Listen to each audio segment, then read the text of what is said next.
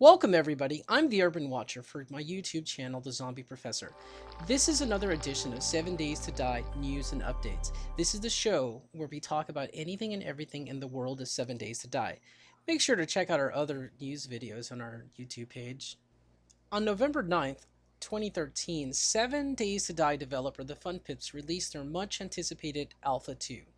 In this video, we're going to give you an overview of the most important changes in Alpha 2, discuss the impact of these changes, and give you an insider's view of what's going on in the 7 Days to Die forum. Let's begin with the top things you need to know about what's changed in Alpha 2.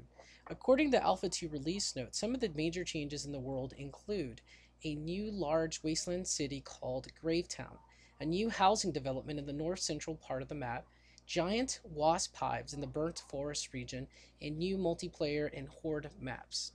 The major changes you can expect from the weapons and items include a universal repair wrench tool, which means that you can actually click the blocks and repair them now. They've added craftable crossbow bolts, pipe bombs, shotgun with a long barrel, a lootable bird's nest, eggs, honey, and one of the coolest things they added so far is a giant hornet's nest that contains some loot. You're probably wondering about the changes to the zombie AI. Yes, ladies and gentlemen, they have been changed in a significant way. In Alpha 2, they've added new wall-climbing spider zombies, new zombie dogs, new acid-puking zombie cops, new giant hornets. They've also added multiplayer to 7 Days to Die. Now when you log in, you'll find a server browser, 3 game modes, survival, horde, and deathmatch. They've also added several maps to support these modes. Those are the big changes they've made to 7 Days to Die in Alpha 2. These additions have added a great value to the game that makes this well worth the price of admission. However, there are a ton of small tweaks that may have broken the game in several ways. Some of the general changes include barbed wire fences and wood spikes being nerfed, metal trussings are now easier to destroy, and mining stone results in receiving broken stone, so you have to really go deep to find the stone that you could use. Some of the improvements include better animations, new icons, rocks, torches, increased iron ingots and crates, blocks dropping from exploded items, and increased metal pipes whenever you break down forging metal. Oh, also, zombies don't attack meaningless blocks anymore, which means the world doesn't automatically deteriorate over time. There's also an improved collision performance, and zombies run when there's actually a target. They're not just running around like crazy. Okay, now let's turn to our field correspondent Douglas G, who's street-side in the post-apocalypse. Douglas, what's new in the world of 7 Days to Die forums?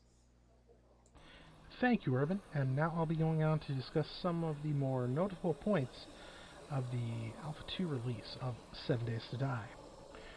The revamped multiplayer support has some good things shining through, like a server browser, rentable servers, new maps, and the host's recipe file is now how you decide what is able to be crafted on the server. The lag largely hasn't changed when you're hosting. It seems to be worse, actually, now than it was before, specifically the lag spike from every time a zombie dies.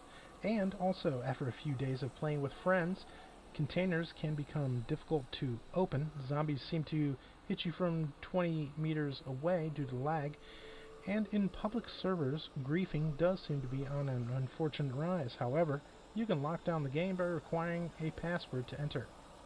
And the worst of the new problems with multiplayer is that when hosting, many chunks of land fail to render unless you damage or build on them, which keeps any zombies on them invisible and allows you to fall out of the world if you walk out too far.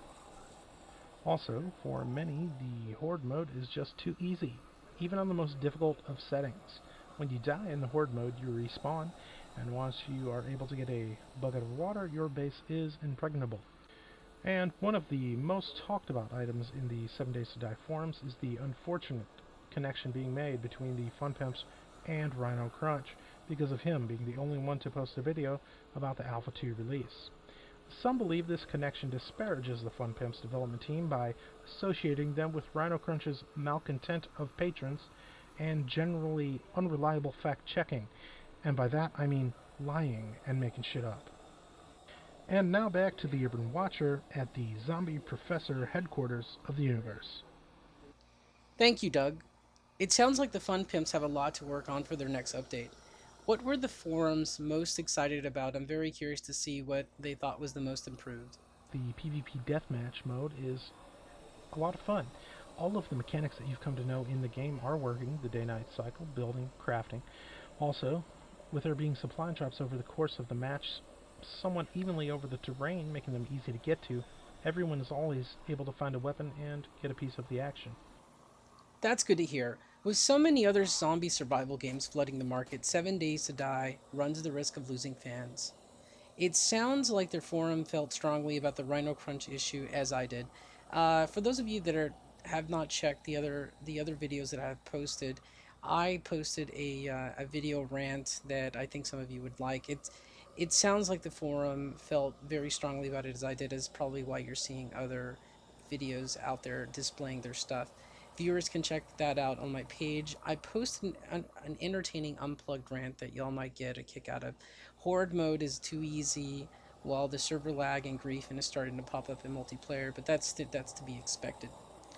That's it for this edition of 7 Days to Die news and updates. Check back for future episodes as we attempt to keep those developers honest with feedback from the community. If you like this video, subscribe, like, and comment below.